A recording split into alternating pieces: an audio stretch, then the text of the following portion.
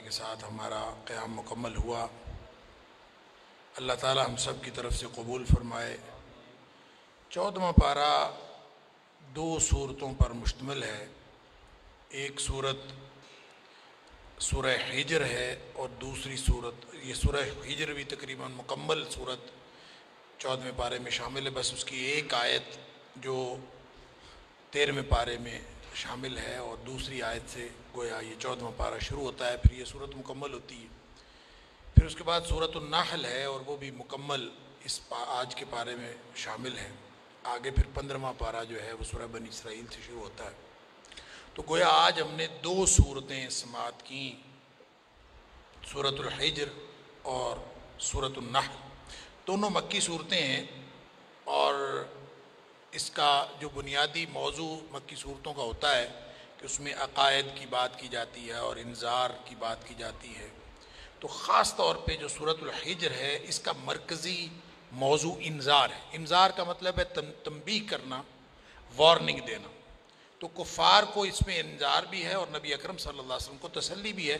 جہاں کہیں کفار مکہ کو انذار کیا گیا ہے، تنبیہ کی گئی ہے، وارننگ دی گئی ہے، وہاں نبی اکرم صلی اللہ علیہ وسلم اور اہل ایمان کو تسلی بھی دی گئی ہے، کیونکہ سورۃ الحجر بالکل مکی دور میں آخر زمانے کی صورت ہے اور اس میں ایسے لگتا ہے کہ دعوت کو ایک عرصہ ہو گیا ہے کہ نبی کریم صلی اللہ علیہ وسلم ایک عرصے سے دعوت دے رہے ہیں اور وہ لوگ اس دعوت کو قبول کرنے پر تیار نہیں ہیں اور مسلسل ہٹ دھرمی، استہزاء، مزاحمت اور ظلم و ستم ایک ایسا رویہ ہے ان کا جس کے اوپر وہ کاربند ہیں، اور اس لیے ایک خوفناک انجام کی دھمکی دی گئی ہے، ان کو انذار کیا گیا ہے اور تنبیہ کی گئی ہے، کفار کو بھی اور جتنے بھی مکذبین ہیں ان سب کو۔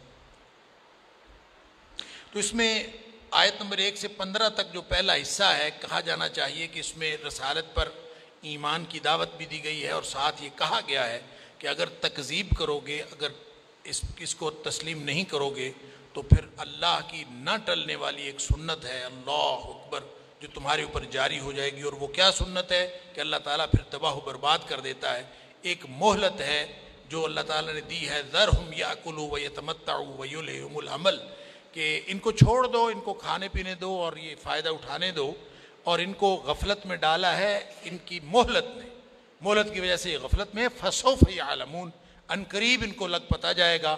وما اہلکنا من قریۃ الا ولہا کتاب معلوم، جتنے بھی لوگ، جتنی بھی بستیاں اس سے پہلے تباہ و برباد ہوئی ہیں، سب کو جو ہے وہ ایک لکھا ہوا ان کے لیے ایک اللہ کی طرف سے تقدیر لکھی ہوئی ہوتی ہے۔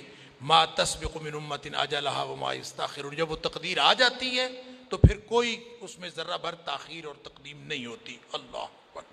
پھر فرمایا کہ یہ بار بار ایک بات کرتے ہیں، لو ما تاتینا بالملائکۃ ان کنت من الصادقین، کہ کیوں نہیں کوئی فرشتہ لے کے آتا ہمارے اوپر اگر تم سچے ہو۔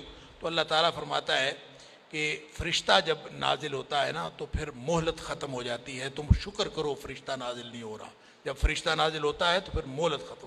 ما ننزل الملائکۃ الا بالحق وما كانوا اذا منذرین، جب فرشتہ نازل ہوتا ہے تو وہ حق کے ساتھ آتا ہے اور اس وقت پھر مہلت نہیں دی جاتی۔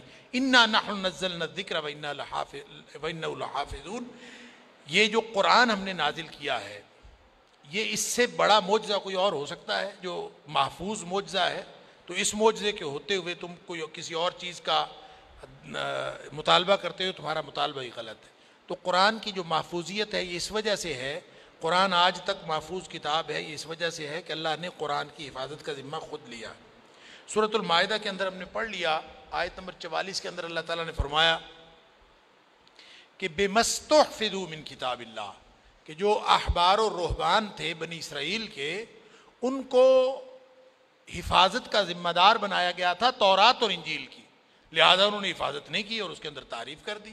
قرآن کی چونکہ حفاظت کا ذمہ اللہ نے خود لیا ہے، اس لیے یہ محفوظ کتاب ہے۔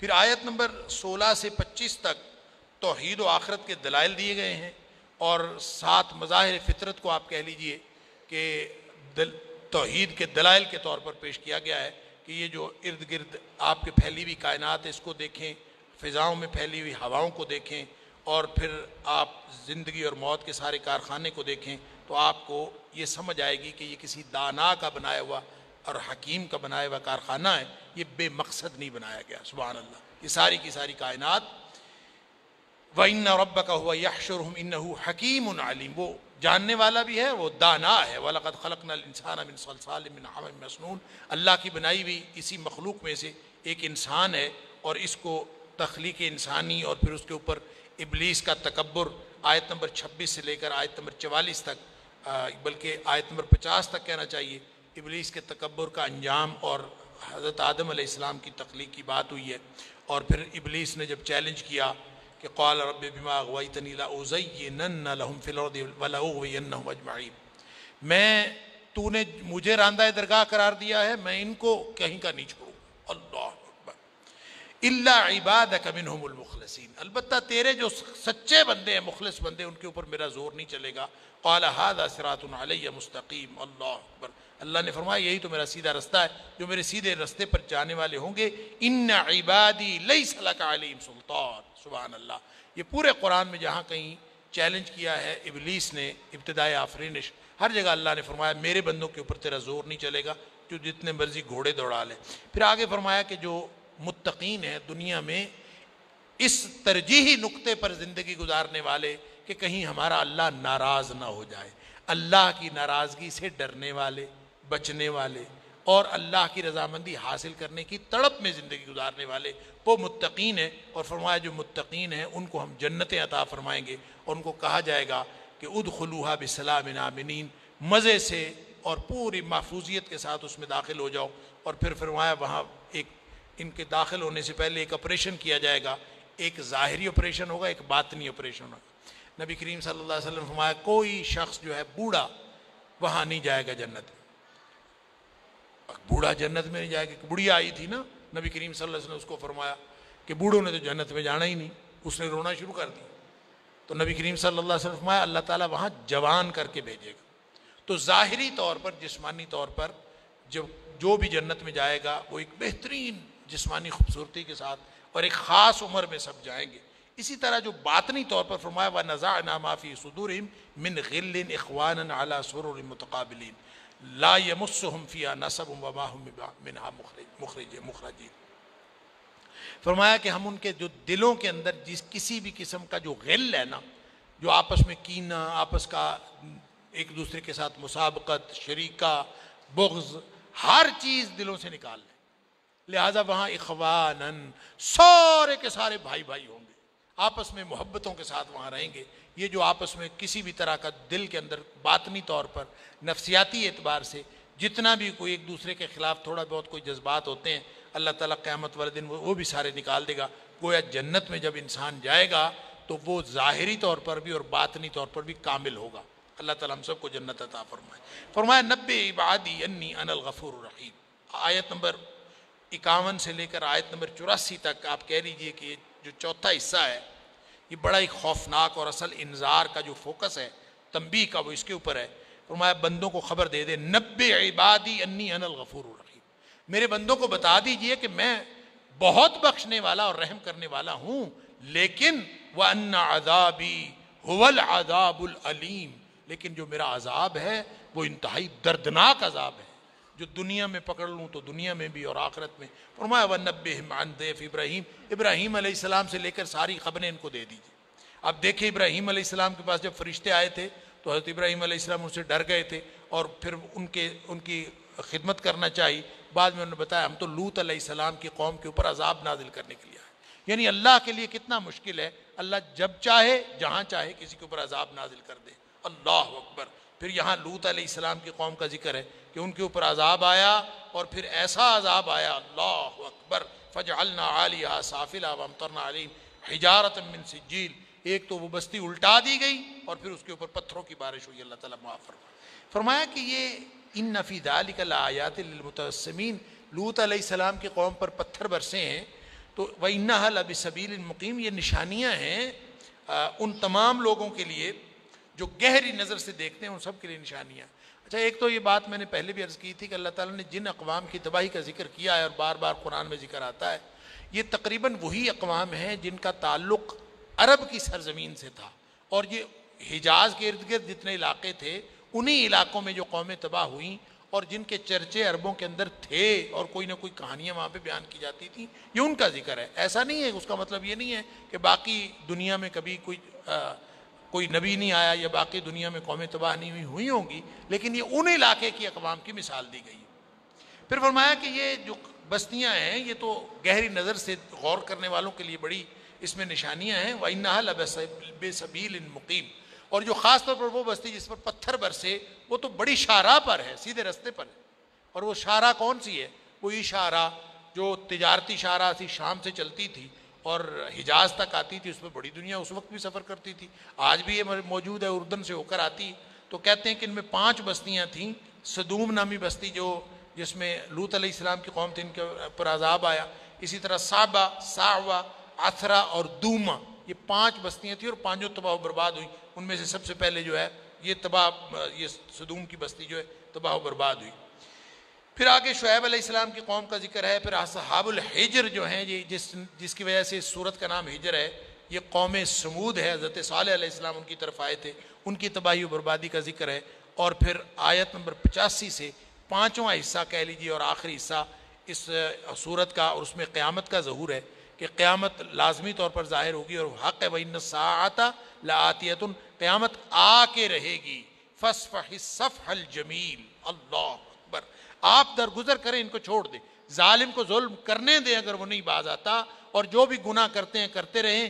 آپ نے ان تک اللہ کے دین کا پیغام پہنچا دیا، مشرک شرک سے نہیں باز آتے، ظالم ظلم سے باز نہیں آتے، آپ نے اپنی ڈیوٹی سر انجام دے دی، اب ان کو چھوڑ دیجئے، قیامت والے دن اللہ تعالیٰ ان کا فیصلہ خود فرما لے گا۔ ان ربک هو الخلاق العلیم، اور تیرا رب جو ہے وہ بہت بڑا، ہر چیز کو پیدا کرنا جانتا ہے اور وہ دوبارہ پیدا کرے گا۔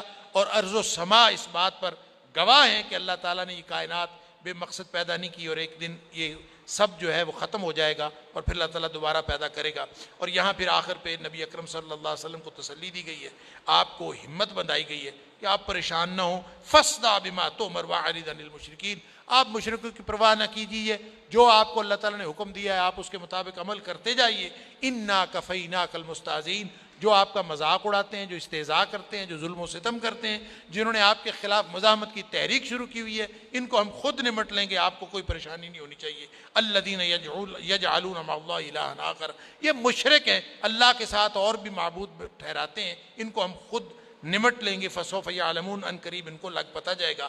وَاعْبُدْ رَبَّكَ حَتَّى يَأْتِيَكَ الْيَقِينُ، ہمیں معلوم ہے کہ آپ دل تنگ کرتے ہیں، وَلَقَدْ نَعْلَمُ أَنَّكَ يَضِيقُ صَدْرُكَ بِمَا يَقُولُونَ، یہ جو بکواس کرتے ہیں اس سے دل تو تنگ ہوتا ہے، جو بھی وہ ہرزہ سرائی کرتے ہیں اس سے دل تو تنگ ہوتا ہے۔ اے حبیب صلی اللہ علیہ وسلم، ہمیں معلوم ہے کہ آپ کا دل تنگ پڑتا ہے، لیکن آپ کیا کریں؟ فَسَبِّحْ بِحَمْدِ رَبِّكَ وَكُن مِّنَ السَّاجِدِينَ، اللہ کی تسبیح بیان کیا کریں، سجدے کیا کریں، اور جب تک آپ کی موت نہیں آتی تب تک اللہ کی بندگی کرتے جائیں، آپ کا کام یہی۔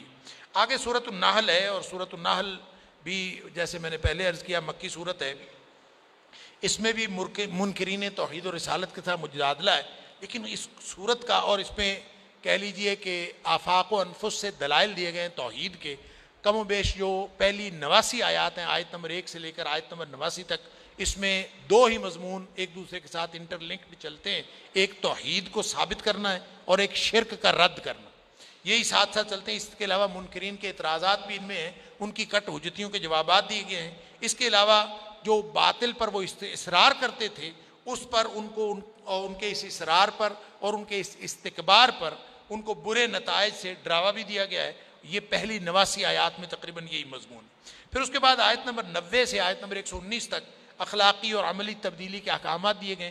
ان احکامات میں خاص طور پہ جو آیت نمبر 90 ہے، بہت ہی جامع آیت ہے، اس کو تقوی کی جامع آیت کہہ لیجئے۔ اس میں 3 آیتیں، 3 باتوں کا حکم دیا گیا اور 3 باتوں سے منع کیا گیا ہے۔ اور پھر اسی طرح جو آخری آیت نمبر 120 سے 128 تک، اس میں نبی اکرم صلی اللہ علیہ وسلم کو ڈھارس بتائی گئی ہے، آپ کو تسلی دی گئی ہے، اور ساتھ ہی ساتھ آپ کو حکمت عملی اور رویہ بتایا گیا ہے، آپ نے کیا کرنا ہے۔ ابراہیم علیہ السلام کی سیرت کا حوالہ دیا گیا۔ لیکن اس سورت کا آغاز بڑا خوفناک، بغیر تنبیہ، ایسے اتا امر اللہ فلا تستعجلوا، آ گیا اللہ کا حکم، جلدی نہ مچاؤ۔ کون سا اللہ کا حکم؟ وہی جو بدبخت ہمیشہ اعتراض کرتے تھے مشرکین مکہ کہ تم کہتے ہو کہ اللہ کا عذاب آ جائے گا، تم کہتے ہو قیامت آ جائے گی، لاؤ کہاں قیامت؟ فرمایا اتا امر اللہ، سمجھو تمہارے سروں پر آ گیا. اور قرآن میں کوئی بھی لفظ ماضی کے صیغے سے جو بھی کوئی بھی بات استعمال ہوتی ہے، عطا آ گیا، آ چکا ہے، تو ماضی کے صیغے میں جو بھی بیان اللہ کریم دیتے ہیں قرآن میں، اس کا مطلب ہے اس کا وقوع پذیر ہونا یقینی ہے، گویا تمہارے سروں پہ آیا کھڑا ہے. فلا تستعجلوہ، جلدی نہ مچاؤ، سبحانہ، وہ تو پاک ہے، وتعالی، اور بلند ہے، اما یشرکون، اس چیز سے جو تم شرک کرتے ہو. اور گویا عقل سے کام لو، مہلت سے فائدہ اٹھا لو، اس لیے کہ اس نے تمہیں مہلت دی ہوئی ہے. ارد گرد پھیلی ہوئی کائنات کو دیکھو، یہ ساری اللہ کی توحید کی نشانیاں ہیں. چوپائے والانعام خلقا، چوپایوں کو دیکھو، پھر اسی طرح فرمایا سواریوں کو دیکھو، والخیل والبغال والحمیر لترکبوها وزینہ. جتنے ارد گرد پھیلی ہوئی کائنات میں نعمتیں اللہ تعالیٰ نے تقریباً سب کا ذکر کیا. سواریوں کا ذکر کیا ہے، کھانے پینے کی چیزوں کا ذکر کیا ہے، شہد کا اس میں ذکر ہے. سورۃ النحل، نحل کہتے ہی شہد کی مکھی کو ہے، شہد شفا ہے، اس کا ذکر کیا ہے.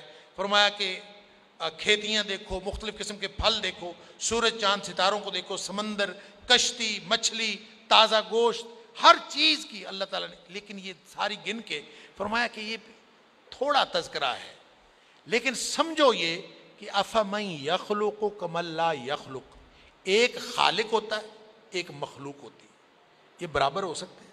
ایک پیدا کرنے والا اور دوسرا پیدا کیا ہوا.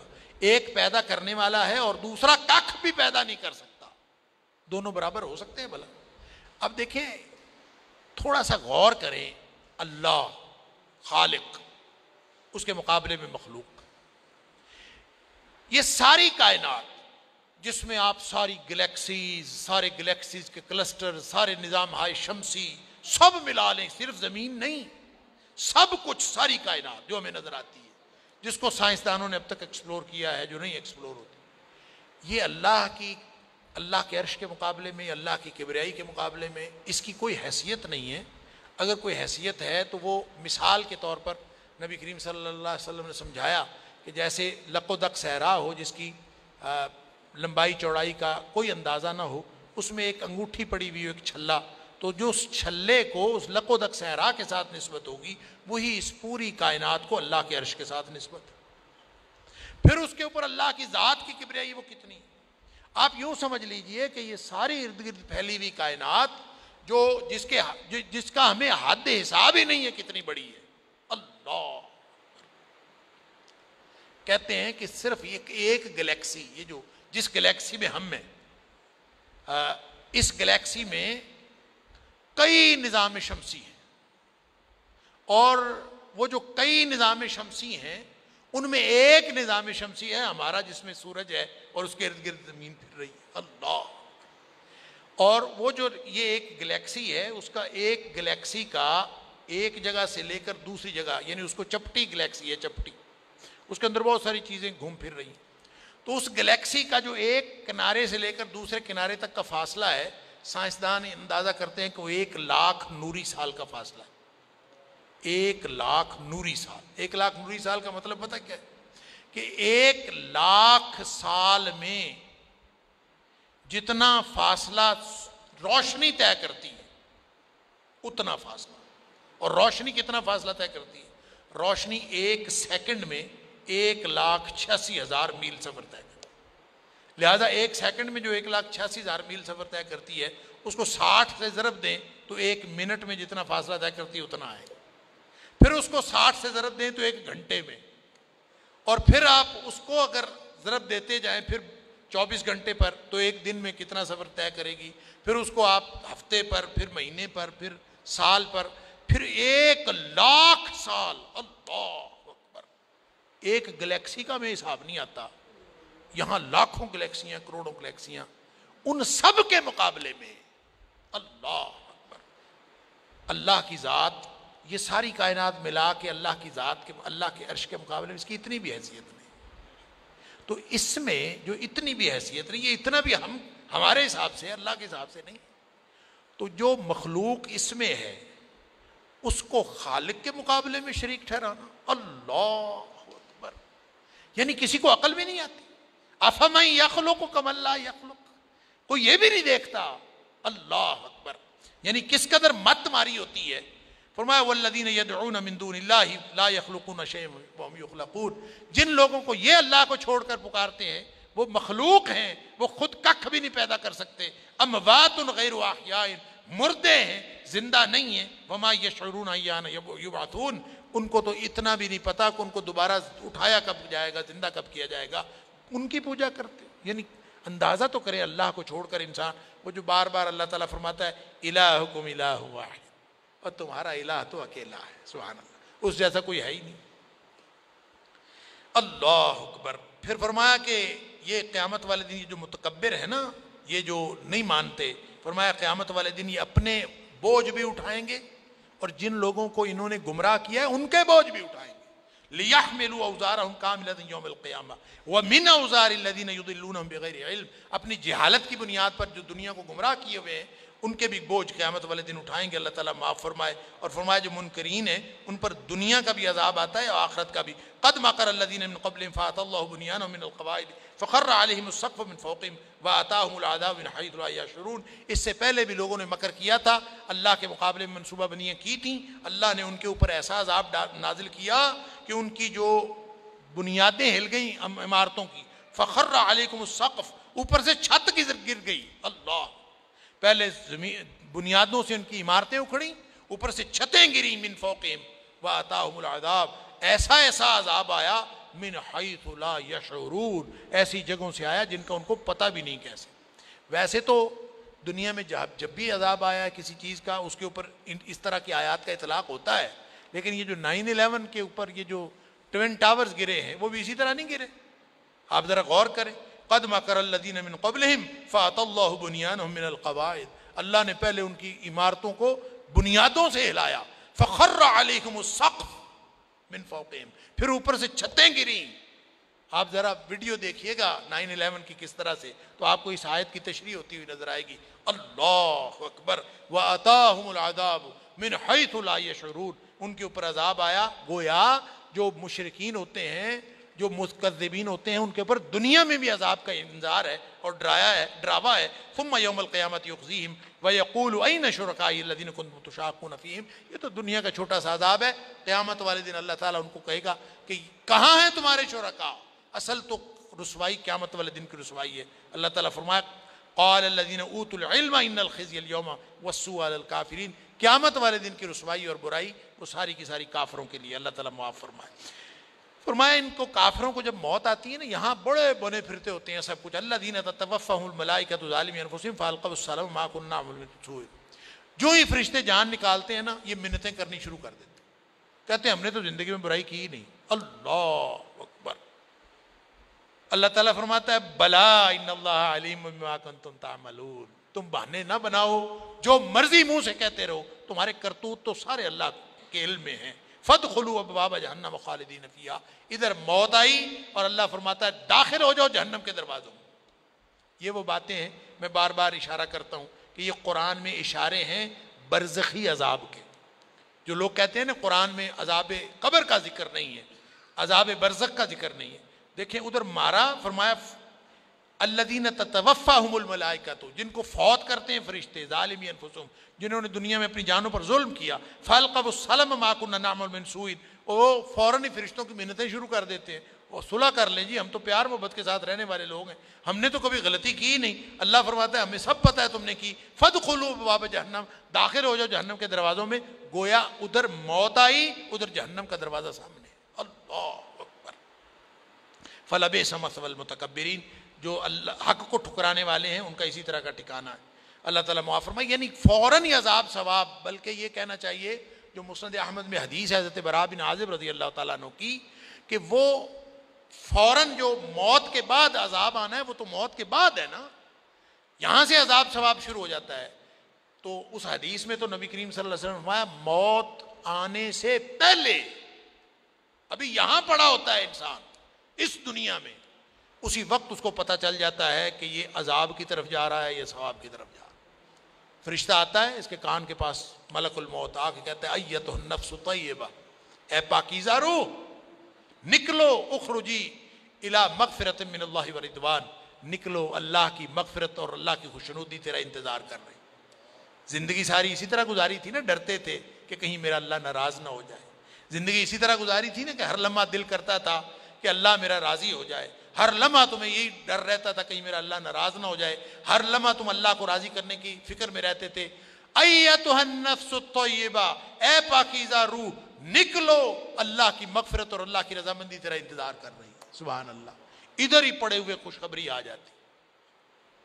اور دوسرا کافر اور منافق، فرشتہ آ کے کان کے پاس بیٹھ کے کہتا ہے، ابھی روح نکلنی ہوتی ہے، تو آ کے کہتا ہے ایتھا النفس الخبیثہ، اے ناپاک روح، اخرجی الی سخط من اللہ وغضب، نکلو باہر، اللہ کی ناراضگی اور اللہ کا غضب تیرا انتظار کر رہا ہے۔ اللہ تعالیٰ ہم سب کو ایمان والی موت نصیب فرمائے۔ گویا وہ لوگ جو کہتے ہیں قبر میں عذاب نہیں ہونا، وہ جو کہتے ہیں کہ آخرت میں عذاب ہونا ہے، برزخ میں عذاب نہیں ہونا، پتہ نہیں کہاں سے لاتے ہیں، اللہ تعالیٰ معاف فرمائے۔ اور فرمایا جو مومن فوت ہوتا ہے نا، الذین تتوفاہم الملائکۃ طیبین یقولون سلام علیکم ادخلوا الجنہ، سبحان اللہ، جو نیک لوگ فوت ہوتے ہیں نا، طیبین، جو پاکیزہ زندگی گزار کے فوت ہوئے، ان کے تو فرشتے استقبال کرتے ہیں، ان کو سلامیاں دیتے ہیں، اور پھر ان کو کہتے ہیں ادخلوا الجنۃ بما کنتم تعملون، داخل ہو جاؤ جنتوں میں اس وجہ سے جو تم دنیا میں عمل کرتے رہے۔ اللہ، یعنی ادھر موت آئی ادھر جنت۔ یہ وہ بات ہے جو نبی کریم صلی اللہ علیہ وسلم نے فرمایا، جو شخص مثلاً ایک حدیث میں آتا ہے کہ آپ نے فرمایا جو شخص ہر فرض نماز کے بعد آیت الکرسی پڑھتا ہے، اس کے اور جنت کے درمیان صرف موت کا فاصلہ رہ جاتا ہے، گویا ادھر مرا ادھر ڈائریکٹ جنت۔ تو یہ اس طرح کی آیات جو ہیں وہ یہ امید دلاتی ہیں انشاءاللہ۔ اللہ تعالی ہمیں ایمان والی موت نصیب فرمائے۔ تو یہ جو درمیان والے خوفناک مراحل ہیں نا، قبر ہے، حشر ہے، پل صراط ہے، اللہ اکبر، کتنی خوفناک چیزیں ہیں، تو وہ ساری کی ساری اللہ تعالیٰ سکپ کر دے اور ڈائریکٹ ہم جنت میں انشاءاللہ، ادھر آنکھ بند ہوگی ادھر آنکھ کھلے گی جنت میں۔ اللہ تعالیٰ ہم سب کو جنت الفردوس بغیر حساب کتاب عطا فرمائے۔ آگے مشرکین کا شبہ جو ہمیشہ کرتے رہتے ہیں کہ وقال الذین اشرکوا لو شاء اللہ ما عبدنا من دون من شیء نحن ولا آباؤنا، اگر اللہ چاہتا نا ہم شرک نہ کرتے۔ یہ بدبخت مشرک ہر دور کے یہی کرتے ہیں، بہانہ، تاریخی بہانہ ہے۔ بلکہ مشرک تو کیا، ہر جو بد کردار ہے اور حد جو بد عقیدہ ہے اس کے پاس یہ بہانہ ہوتا ہے کہ اگر ہم غلط ہوتے تو ہم ترقی تو نہ کر رہے ہوتے۔ آج ہی بلکہ ایک مجھے نا واٹس ایپ پہ میسج آیا ہوا تھا، پتہ نہیں امریکہ سے کینیڈا سے کہیں سے، اس نے کہا جی آپ نے کہا کہ احمدی غلط ہوتے ہیں، آپ نے قادیانیوں کے خلاف تقریر کی ہے، میں احمدی ہوں اور پوری دنیا میں احمدی ترقی کر رہے ہیں۔ یہ کسی نے مجھے میسج کیا، اس نے کہا جی احمدی پوری دنیا میں ترقی کر رہے ہیں، اگر جھوٹے ہوتے تو ترقی تو نہ کر رہے ہوتے۔ کمال ہے یعنی یہی بہانہ، اللہ اگر نہ چاہتا تو ہم شرک نہ کر رہے ہوتے، بہانہ اللہ۔ تو وہ کہتے ہیں ہم ترقی کر رہے ہیں، پوری دنیا میں ہماری جماعت ترقی کر رہی، اس کا مطلب ہم سچے ہیں۔ تو میں نے ان کے نا صرف قرآن پاک کی ایک آیت لکھ کے بھیج دی، سورہ آل عمران کی۔ میں نے کہا اللہ تعالیٰ نے قرآن میں فرمایا لا یغرنک تقلب الذین کفروا فی البلاد، کافروں کا شہروں میں ددناتے پھرنا تمہیں کسی دھوکے میں مبتلا نہ کرے، متاع قلیل ثم مأواہم جہنم، یہ چند دن کی کے فائدے کی بات ہے، پھر ان کا ٹھکانہ جہنم ہے، وبئس المہاد، اور بہت برا ٹھکانہ ہے۔ یہ تو قرآن کہہ رہا ہے، لہٰذا کافروں کا دندناتے پھرنا، اس کا مطلب تو یہ سچے ہیں سارے۔ اگر کافر دندناتے پھر رہے ہوں، کافر غالب ہے، تو اس کا مطلب ہے سچے ہیں، یہ تو بات ہی غلط ہے۔ لہٰذا اللہ قرآن میں فرماتا ہے کہ مشرک، تاریخ کا ہر مشرک یہ بہانہ بناتا تھا کہ ہم شرک کر رہے ہیں، اللہ کو ناپسند ہوتا تو اللہ ہمیں روک لیتا۔ یہ ہے وہ بہانہ۔ اگر اللہ چاہتا تو ہم شرک نہ کرتے، نہ ہم کرتے نہ ہمارے آباء و اجداد کرتے۔ اللہ اکبر۔ اللہ فرماتا ہے کذالک فعل الذین من قبلہم، ہر دور کے مشرکوں نے یہی کیا۔ یہ آج کا سوال نہیں ہے، ہر دور کا سوال ہے۔ کذالک فعل الذین من قبلہم فہل علی الرسل الا البلاغ المبین، رسول کا کام ان کی کٹ حجتیوں کے جواب دینا نہیں ہوتا، رسول کا کام اللہ کا پیغام پہنچا دینا ہوتا ہے بس۔ کوئی اپنے دماغ خراب کر کے لیا پھرے وَلَقَدْ بَعَثْنَا فِي كُلِّ أُمَّةٍ رَسُولًا، ہر امت میں ہم نے رسول بھیجا، سیدھی وہ بات کرتے ہیں أَنِ اعْبُدُوا اللَّهَ وَاجْتَنِبُوا الطَّاغُوتَ۔ دو راستے ہیں، ایک اللہ کی بندگی کا راستہ ہے، ایک طاغوت کی بندگی کا راستہ ہے۔ اللہ کی بندگی کا راستہ اپنا لیں، طاغوت سے بچ جائیں۔ اور طاغوت کیا ہے؟ دیکھیں، اللہ کی بندگی انسان کرے اکیلا یہ کافی نہیں ہے، طاغوت سے بچنا بھی ضروری ہے۔ طاغوت طغیان سے ہے، جس کا مطلب ہوتا ہے سرکشی۔ شیطان بھی طاغوت ہے، بت بھی طاغوت ہیں، شرک بھی طاغوت ہے، ہر وہ چیز طاغوت ہے جو اللہ سے غافل کر دے۔ لہٰذا اسی وجہ سے دنیا میں جو جدید ترین چیزیں ہیں، حتیٰ کہ یہ گیجٹس، یہ موبائل فون، یہ ویڈیو، یہ ٹی وی، یہ کیمرے، یہ ہر چیز، جو چیز اللہ سے غافل کر دے، ہر وہ چیز طاغوت۔ وَاعْبُدُوا اللَّهَ أَنِ اعْبُدُوا اللَّهَ وَاجْتَنِبُوا الطَّاغُوتَ، اللہ کی بندگی بھی کرنی ہے اور طاغوت سے بھی بچنا ہے۔ اگر انسان اللہ کی بندگی کرتا رہے ساتھ طاغوت سے نہ بچے تو اس کا کوئی فائدہ نہیں۔ اور وہ حدیث آپ نے سنی، بے شمار حدیث ہیں اس طرح کی، وہ حدیث آپ نے سنی ہوئی ہے کہ نبی کریم صلی اللہ علیہ وسلم فرمایا جو عمل کرتے ہیں نیک، قیامت والے دن ایسے لوگ آئیں گے، لَعَالَمَنَّ اقواما من امتی، میں اپنی امت کے ایسے لوگوں کو جانتا ہوں، نبی کریم صلی اللہ علیہ وسلم فرمایا جو قیامت والے دن آئیں گے، تہامہ کے جو سفید پہاڑ ہیں ان پہاڑوں جتنے اعمال لے کے آئیں گے، فَيَجْعَلُهُ اللَّهُ مَحْبًا مَنْثُورًا، اللہ تعالیٰ ان سارے اعمال کو گرد و غبار بنا کے اڑا دے گا۔ ڈر گئے صحابہ کرام، اللہ کے رسول صلی اللہ علیہ وسلم کیا ہوگا، کیسے لوگ ہیں، ان کی نشانی؟ فرمایا ہمارے جیسے، جیسے ہم کرتے ہیں ویسے، جیسے ہم نمازیں پڑھتے ہیں ویسے وہ پڑھتے ہیں۔ فرق کیا؟ فرمایا جب تنہائی میں ہوتے ہیں اللہ کی حرمتیں پامال کرتے ہیں، اذا خلو بمحارم اللہ انتہکوہا، تنہائی میں اللہ کی حرمتیں پامال کرتے ہیں۔ کیا مطلب؟ تنہائی میں طاغوت سے نہیں بچے، اللہ کی بندگی بھی کرتے رہے، طاغوت کی بندگی بھی کرتے رہے۔ یہ جو آدھا تیتر اور آدھا بٹیر ہے، اللہ کو اس طرح کا مسلمان پسند نہیں ہے۔ اس لیے جہاں اللہ کی بندگی ضروری ہے وہاں پہ طاغوت سے بچنا بھی ضروری ہے، جہاں نیکی کرنا ضروری ہے وہاں گناہ سے بچنا بھی ضروری ہے۔ انسان نیکی بھی کرتا رہے ساتھ گناہ بھی کرتا رہے، یہ اللہ کی بندگی نہیں۔ اللہ کی بندگی یہ ہے کہ نیکی بھی کرے اور گناہ سے بھی بچے۔ امام غزالی علیہ الرحمہ کہتے ہیں کہ یہ مثبت نیکی ہوتی ہے کرنے والے کام کرنا، منفی نیکی ہوتی ہے نہ کرنے والے کام نہ کرنا، یہ منفی نیکی ہوتی ہے۔ لہٰذا منفی نیکی زیادہ اہم ہے مثبت نیکی سے، بلکہ ان کا خیال یہ ہے مثبت نیکی پنپ بھی نہیں سکتی جب تک منفی نیکی نہ ہو۔ کیا مطلب؟ جب تک انسان گناہ نہ چھوڑے، طاغوت کی بندگی نہ چھوڑے، اس وقت تک اس کی نہ نمازوں میں لذت آتی ہے، نہ اس کی نمازوں میں چاشنی آتی ہے، اور نہ اس کی زندگی جو ہے وہ عبادات میں اس طرح سے بنتی ہے، اس کو مثبت طور پر نیک کہا ہی نہیں جا سکتا جو منفی نیکی نہیں کرتا اور گناہوں سے باز نہیں آتا۔ اللہ تعالی ہم سب کو گناہوں سے بچنے اور اپنے حبیب صلی اللہ علیہ وسلم کی سنت کے مطابق نیکیاں کرنے کی توفیق عطا فرمائے۔ آگے پھر ثنویت کا رد ہے۔ شرک کئی طرح کا ہوتا تھا، ایک دو خداؤں والے بھی تھے۔ فرمایا وقال اللہ لا تتخذوا الہین اثنین، جو کہتے ہیں دو خدا ہیں اس سے بھی باز آ جاؤ، اس لیے کہ اللہ نہ دو ہے نہ تین ہے نہ کئی ہے، انما ہوا الہ واحد، وہ اکیلا، اس کا کوئی شریک اور ساتھی نہیں۔ پھر آگے اللہ کی نعمتوں کا ذکر ہے کہ نعمتیں اللہ کی کھاتے ہیں، لیکفروا بما آتیناہم فتمتعوا فسوف تعلمون، نعمتیں اللہ کی، شکر گزاری کسی اور کی۔ افبالباطل یؤمنون، اللہ اکبر، وبنعمت اللہ ہم یکفرون، یہ باطل کا شکریہ ادا کرتے ہیں، اللہ کی نعمتوں کا کفر کرتے ہیں، اس سے بڑی نمک حرامی اور کیا ہوگی۔ اللہ اکبر۔ پھر فرمایا اللہ کے لیے مثالیں نہ بیان کیا کرو۔ مشرکوں کو کوئی بات کہے نا تو مثال، وہ کو جی سیکٹری کے پاس جانا پڑتا ہے، اصل افسر کے پاس جائیں پہلے سیکٹری کے پاس جانا پڑتا ہے، فلاں کے پاس جائیں پہلے فلاں کے پاس جائیں، یعنی عجیب بات ہے۔ اللہ فرماتا ہے فلا تضربوا للہ الامثال، بندے بنو اللہ کے لیے مثالیں نہ بیان کیا کرو۔ کیوں؟ لیس کمثلہ شیء، اس سے ایسا کوئی ہے ہی نہیں۔ اور اس نے کہا ہے اجیب دعوت الداعی اذا دعان، جب بھی پکارو میں پکار سنتا ہوں۔ اس کو سیکٹری کی کیا ضرورت ہے؟ اس کے لیے آپس کی مثالیں نہ دیا کرو انسانی مخلوق کی۔ وہ ساتویں آسمان سے بھی اوپر عرش پر ہے، علی العرش استوى، الرحمن علی العرش استوى، بلندیوں کا کوئی ہماری حد ادراک سے باہر ہے، لیکن اس کے علم کی حالت یہ ہے کہ وہ سیاہ رات میں سیاہ پتھر پر سیاہ چیونٹی چل رہی ہو تو اس کو دیکھتا بھی ہے، اس کے قدموں کی آہٹ بھی سنتا ہے۔ اس کے لیے مثالیں بیان کرتے، سبحان اللہ، وہ ہر چیز پر قدرت رکھنے والی ذات ہے، اس کے اوپر اس کے لیے مثالیں، سبحان اللہ۔ ان اللہ یعلم وانتم لا تعلمون، تم کیسی مثالیں بیان کرتے ہو؟ اللہ ہر چیز جانتا ہے اور تم جانتے نہیں ہو، تو جو نہیں جانتے ان کی مثالیں اللہ کے لیے۔ ضرب اللہ مثلا عبدا مملوکا، شرک والوں کے لیے اللہ نے پھر یہاں کچھ مثالیں بیان کی ہیں، فرمایا کہ ایک غلام ہے ایک آزاد ہے۔ اللہ اکبر، ان کی مثال کیسے؟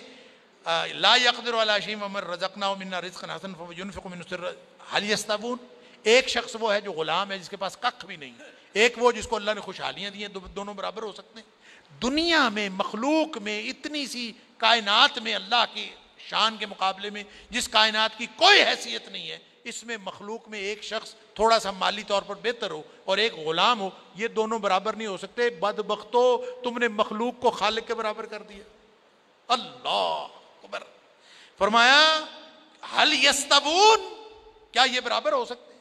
یہاں والی مخلوق ایک دوسرے کے برابر نہیں ہو سکتی، امیر اور غریب برابر نہیں ہو سکتے، تو تم نے اللہ کو کیا سمجھا ہے؟ الحمدللہ، دنیا کائنات کی ہر تعریف صرف اس کے لیے ہے، بل اکثرہم لا یعلمون، لوگ جو ہیں وہ جانتے ہی نہیں۔ فرمایا کہ اپنی پیدائش پر ہی غور کر لو، واللہ اخرج من بطون امہاتکم، اللہ نے تمہیں تمہارے ماؤں کی پیٹوں میں سے نکالا ہے، تمہیں ککھ نہیں پتا تھا، اللہ نے بصیرتیں دی، بصارتیں دی، آنکھیں دی، کان دیے، ایسے چلتے پھرتے انسان بنا دیے، لعلکم تشکرون، تاکہ تم شکر کرو۔ اپنی تخلیق پر انسان غور کر لے، پھر ارد گرد کی پھیلی ہوئی کائنات، فضاؤں میں پرندے کون اڑاتا ہے، آنکھیں، ناک، کان کس نے بنائے ہیں، جانوروں سے جو مختلف فائدے، مزید انعامات ربانی کا ذکر ہے، اور فرمایا کہ ساری نعمتیں اللہ کی جاننے کے باوجود یعرفون نعمت اللہ ثم ینکرونہا، اللہ کی ساری نعمتیں جان بوجھ کر بھی یہ انکار کرتے ہیں۔ پھر اس کے بعد آیت نمبر 90 ہے، آیت تقویٰ، جو میں نے کہا اخلاقی تعلیمات کا خلاصہ ہے۔ ان اللہ یامر بالعدل والاحسان وایتاء ذی القربی، اللہ تین باتوں کا حکم دیتا ہے، عدل، احسان اور ایتاء ذی القربی، رشتہ داروں کو دینے کا۔ عدل ہوتا ہے حقدار کو حق دینا، اس کے مقابلے میں ظلم ہوتا ہے، ظلم سے بچ جاؤ، عدل کرو۔ سورہ مائدہ میں ہم پڑھ آئے ہیں اعدلوا هو اقرب للتقوی، عدل کرو، یہی انسان کو متقی بناتا۔ کیا مطلب؟ پوری زندگی کا خلاصہ عدل ہے، کسی کا حق بنتا ہے اس کو دیتے جائے، اور جس کا حق نہیں بنتا اس کو نہ دے، ظلم سے بچ جائیں، ظلم سے بچ جائیں اور عدل کو اپنی زندگی میں داخل کر لیں، یہی گویا زندگی۔ اور پھر احسان عدل سے تھوڑا آگے بڑھ کر ہے، وایتاء ذی القربی، رشتہ داروں کو دیتے جاؤ۔ یہ حساب نہ رکھا کرو کہ اس نے مجھے کیا دیا، یہ حساب رکھا کرو آپ نے رشتہ داروں کو کیا دیا، بس ون وے ٹریفک ہونی چاہیے، ایتاء، دیتے جاؤ، یہ ہے اخلاقی تعلیمات کا خلاصہ۔ دوسری چیز، فحشاء سے، بے حیائی سے منع کرتا ہے، یعنی حیا والی زندگی گزارو۔ منکر، برائی سے منع کرتا ہے، اور بغی اور سرکشی سے منع کرتا ہے۔ یعظکم، یہ وہ نصیحت بھی کرتا ہے، لعلکم تذکرون، یہ حکم بھی ہے اللہ کا، اللہ کی نصیحت بھی ہے۔ اوفوا بعہد اللہ اذا عاہدتم، وعدے پورے کیا کرو، احکام ہے۔ پھر قرآن کے تلاوت کے آداب بتائے میں کہ جب بھی قرآن پڑھنا ہے اعوذ باللہ من الشیطان الرجیم پڑھ کے قرآن پڑھا کرو، تاکہ اللہ تعالیٰ آپ کو ہر طرح کے شیطانی وسوسے سے محفوظ کر کے قرآن سے کما حق کو استفادہ کرنے کی توفیق دے۔ پھر آگے کچھ مثالیں ہیں کہ ناشکری سے تباہ حال بستی کی مثال ہے کہ اللہ کی نعمتیں استعمال کرتے ہو، اس کا شکر بھی کرو، واشکروا نعمت اللہ ان کنتم ایاہ تعبدون۔ پھر آگے حلال و حرام کا مضمون ہے، جیسے میں نے عرض کیا آیت نمبر 115 میں سورہ نحل میں ہے، اسی طرح آیت نمبر 173 سورہ بقرہ میں، آیت نمبر 3 سورۃ المائدہ میں، یہ اللہ تعالیٰ نے مختلف جگہوں پہ حلال و حرام کا ذکر آیا ہے، اور یہاں پھر ایک دفعہ ذکر کیا ہے کہ زندگی جو ہے وہ حرام سے بچ کر حلال والی گزارو۔ آخر میں نبی اکرم صلی اللہ علیہ وسلم کے لیے تسلی ہے اور ایک ضابطہ دیا ہے، ڈھارس بدائی ہے، اور ابراہیم علیہ السلام کی مثال دی ہے بطور شکر کی مثال کے اور فرما برداری کی مثال کے۔ ان ابراہیم کان امۃ قانتا للہ حنیفا ولم یک من المشرکین، ابراہیم علیہ السلام اکیلے ہی ایک امت تھے، پیشوا تھے، فرما بردار تھے اللہ کے، حنیفاً یک رخے تھے، وہ دوسری بات کبھی سوچتے بھی نہیں تھے، شرک کا شائبہ بھی نہیں تھا، ولم یک من المشرکین، اور شرک والے نہیں تھے، شاکرا لانعمہ، وہ اللہ کی نعمتوں کا شکر ادا کرنے والے تھے، اجتباہ وہداہ الی صراط مستقیم، اس کو اللہ نے چن لیا تھا اور سیدھے رستے کی طرف ہدایت دی۔ ہمیں بھی گویا ان کی رستے پر چلنا چاہیے۔ ثم اوحینا الیک، اے حبیب صلی اللہ علیہ وسلم آپ کی طرف ہم نے یہی وحی کی، ان اتبع ملت ابراہیم حنیفا، آپ بھی ابراہیم علیہ السلام کے دین پر چلیں۔ سبحان اللہ، ما کان من المشرکین، اس شرک سے بچ جائیں۔ اور آگے پھر آیت نمبر 125 میں دعوت کا اصول بتایا ہے، ادعو الی سبیل ربک بالحکمہ، حکمت کے ساتھ حالات و زمانہ کی رعایت کرتے ہوئے دعوت دینی چاہیے، والموعظۃ الحسنہ، اچھی نصیحت، اور جھگڑا بھی ہو، مناظرہ بھی ہو تو اچھے دلائل کے ساتھ کرنا چاہیے۔ فرمایا دل تنگ نہ کیجیے، وَاصْبِرْ مَا صَبْرُكَ إِلَّا بِاللَّهِ، آپ صبر کیجئے، اور صبر ہوتا بھی نہیں سوائے اللہ کی مدد کے۔ اور فرمایا وَلَا تَحْزَنْ، آپ غم نہ کریں، علیہم، ان کے اوپر غمگین نہ ہو کہ یہ ان کی حالت کیا ہے، وَلَا تَكُ فِي ضَيْقٍ مِّمَّا يَمْكُرُونَ، ان کے مکر و فریب سے دل بھی تنگ نہ کریں۔ کیوں؟ ان اللہ مع الذین اتقوا والذین هم محسنون۔ آخری اور حتمی بات یہ ہے کہ جو لوگ تقوی والی زندگی گزارتے ہیں، ہر لمحہ اللہ کی ناراضگی سے بچنے والی، اللہ کی ناراضگی سے بچنے کی فکر میں ہوتے ہیں اور اللہ کی رضامندی حاصل کرنے کی فکر میں ہوتے ہیں، اللہ ان کے ساتھ ہوتا ہے۔ ان اللہ مع الذین اتقوا، جو تقوی والی زندگی گزارتے ہیں اللہ ان کے ساتھ ہوتا ہے، والذین هم محسنون، اور جو ہر وقت نیکی میں آگے بڑھنے کی کوشش کرتے ہیں ان کے بھی اللہ ساتھ ہوتا ہے۔ اللہ تعالیٰ ہم سب کو اپنی معیت عطا فرمائے اور قرآن سمجھنے اور اس پر عمل کرنے کی توفیق عطا فرمائے۔ وآخر دعوانا الحمدللہ رب العالمین۔